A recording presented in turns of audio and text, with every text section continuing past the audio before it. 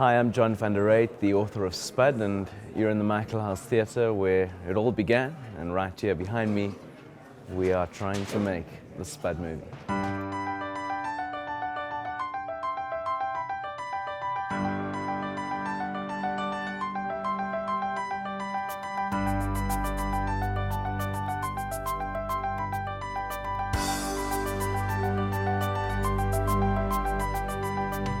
Hi, I'm Troye Sivan. I'm playing Spud, a boy who gets a scholarship to go to an elite all-boys boarding school, and the movie is the adventure that follows.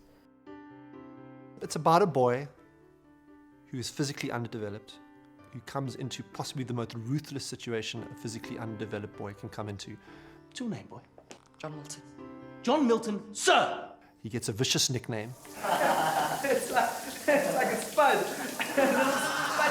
And it's about how he copes with that situation, how he tries to find a place in this new world. Stop, you guys! He's not accepted. He never feels part of the group. And he strives for that. Hey, Spud couldn't wank if he had a pair of tweezers and a magnifying glass. Of course, it's all about balls. It's about him being undeveloped, but at the same time, it's about choices. You will learn about women and sex. It's about seizing the moment and conquering your own fear. The role of Oliver Twist will be performed by John Milton. Now look, old cock, if you don't roger half the chorus line by the end of the month, it will be seriously remiss of you. I can't. Why not? I'm just a Spud, sir. You know, in the beginning, Spud is so worried all the time about what people think.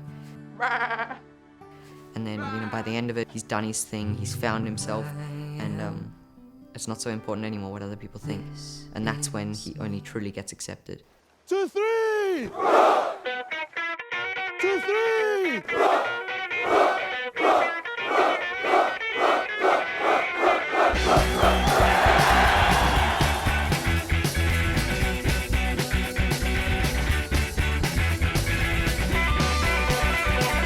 If you've got a great character in an interesting situation, you're going to want to find out what happens next. Let's punch a hole in this Saturday night. You count the home wreck flavor. You count the you count the home wreck flavor. You count the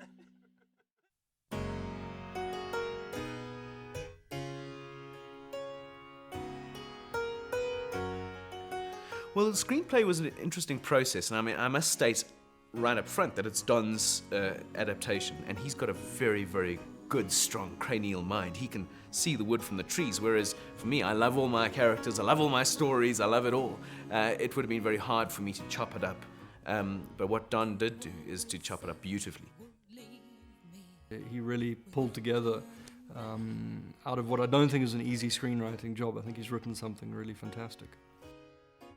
His screenplay was fantastic, and we just felt that we were in the right hands with Don as a director. In the bit, John. Remember, just look quiet and then it slowly builds. It's got to stay in strong and really play it into his face. Aggressively, make eye contact with him. Donovan's awesome. He's got such a good balance between telling you what he wants and letting you do what feels natural. And we've always said from day one that, you know, if it doesn't feel natural, it doesn't look natural.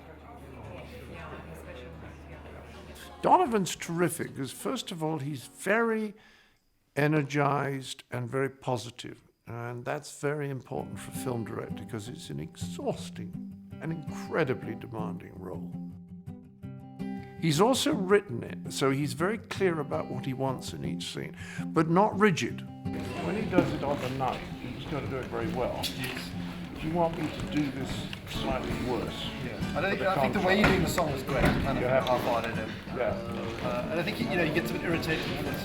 Any man who had turned the book into that kind of script, a script that was strong enough to lure in John Cleese, we were convinced that he was the right man to direct it.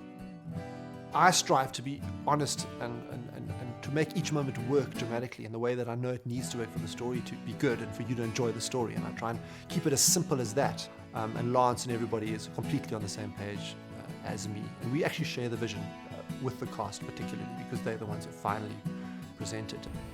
Now you listen to me, you tiny rodent. What you have there is some of the finest literature of the Victorian era. You know, I never really believed John Cleese was coming, despite the fact that he was signed and he was attached.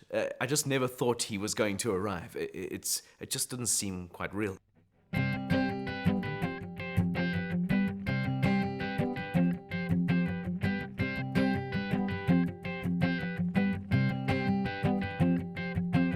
One of the things when I picked up the book that I thought was fantastic, and John van der Eyck just did this by accident, but the Gov is British in the book.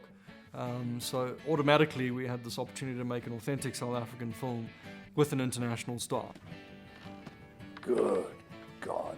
I think that when I get to play a role like this now, provided that I like the original script, I think every time you run the lines without really making a decision, you edge slightly towards what you instinctively feel is the right way to perform it. I will be teaching you malodorous meerkats how to be men. You will learn about women and sex. Working with John is a lot of fun.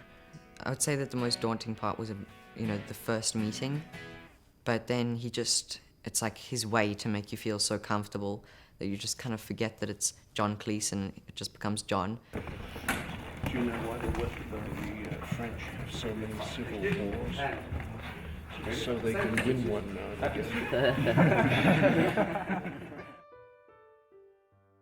His part, though, is quite dramatic in the film. It's a story of a man who falls apart. He becomes an alcoholic, and his wife leaves him, and Spud helps him sort of put his life back together. And there was just a great moment, no dialogue, with him, where he's responding to his wife, where there was a moment of reconnection, and watching the VT and seeing these tears in John Cleese's eyes was just phenomenal. I mean, I don't think anybody's seen him do that type of work before. I've been a terrible bore, haven't I? The honor I feel as a writer to have created a role that John Cleese has not only taken, but loved and got his teeth into. It's hard to know as a writer how it could get better than this. Women. Can't live with them, can't ship them off to Zimbabwe. Lunch. The Troy story is amazing because, I mean, we're here in the middle of the shoot and we just think he's just the perfect boy that we found for this part. And if we'd made the film 6 months later or 2 years earlier, he would have been either too old or too young. And we looked all over the world. Here's a boy who's only 14 years old. He's got perfect pitch when he sings. He is absolutely honest and true in everything that he does. He doesn't allow a fake or false moment. I watch him in a take, it can be a 3-minute take, and I can just watch his face, and he's perfect in every moment. I can cut to it at any point. Troy is incredible. I think, I think he's incredible. He just, he does it. He doesn't make mistakes. He just delivers. And whatever he needs to be feeling in that moment, he does. Well, the great thing about Troy is he really listens. And if you are acting a scene with someone who really listens and you listen to them, you don't have to really act, because what's being said causes certain emotions in you. And you just respond normally, and sort of extra acting isn't required. He's able to interpret the text and find the right emotion for each of the scenes. And it's a joy watching him, and I really just try and stay out of his way, actually, and just let him be who he is, and the movie's going to be fantastic for him.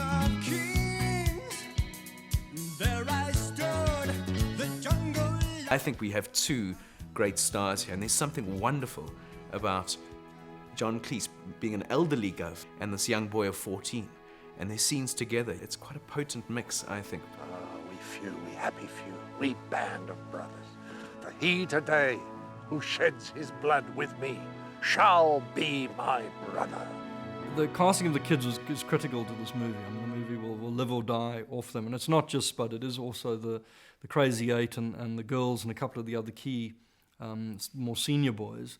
And we knew that we were going to end up, most likely for it to work, it would be a kid whose personality was very similar to the character in Spud. I saw those Crazy Eight. I said, these guys don't even have to act. They just found them. I mean, have you seen those guys? Hi, I'm Travis. I played the role of Bogger in the total sex fiend, sex addict. I'm Byron Langley. I'm playing Simon Brown, pretty much the sporty cricketer, chilled out guy who's just, yeah, mates with all the crazy eights. I'm Tom Byrne. I play the character Vern. He's pretty much the demented guy of the group. I'm Blessing Aba, playing the part of Sydney Sibego Scott, otherwise known as Fatty. When you see Fatty, all you ever see is fun and laughter.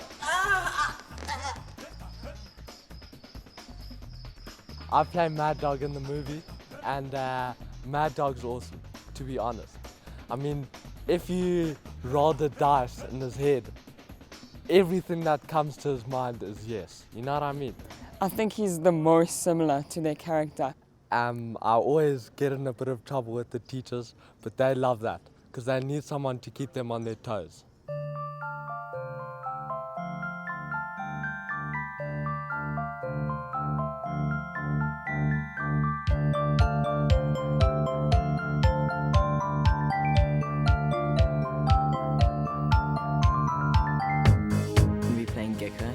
Jamie Royal, and Gecko, he's an independent guy. I've enjoyed doing the gory scene, the fluorescent light. One of the funnest ones was the opera stage where I had to fall off. That was quite a fun stunt. We will all strive hard. My name is Sven Rygrock, and I play the role of Robert Black, who's known as Rambo. He's quite arrogant and he takes control. He's very domineering. Oh my god. We're all going to get expelled. Shut up. Just shut up. We're not going to get expelled. You know what? For God's sakes, stop being such a wimp. When you read a book, a lot of people have preconceived ideas of a character, and to suddenly be handed over that power of being able to create this character which everyone has come to know and like and love, it's freaky. It's freaky but fun.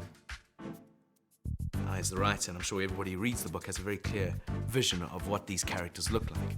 So your Mad Dog is your Mad Dog in your head, and likewise with Rambo and Mermaid, etc. And suddenly you're confronted with real people who are performing in front of you.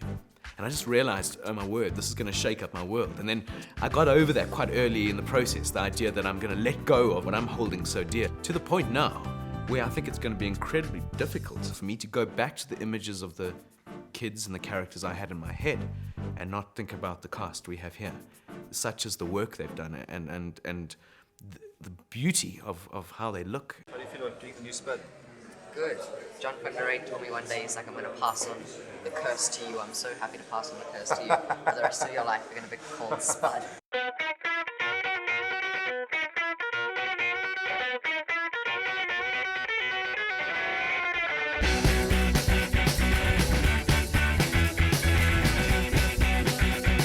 You know, Don Marsh says to me there's something charmed about the whole Spud thing, and I tend to agree with him. There's something about this that needs to be done. Time check! Up and out of best jocks, comb locks down, shoot that fits like a knife. It really is a movie that one needs to watch and enjoy. It will take everyone back. I can imagine adults enjoying this because it will just bring the memories forward. Smile.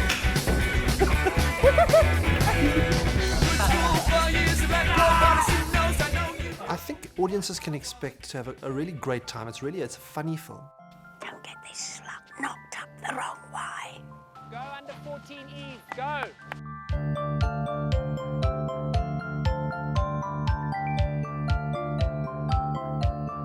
I think audiences will laugh and they will think, because there's this wonderful character that John Cleese plays who teaches Spud about the world and about literature and really helps him go on his journey. When you leave this class, you will be the kind of man that men envy and the kind of man that women cannot resist. And then there's this, you know, quite a surprise in the film. It really, I think, is going to move people as well.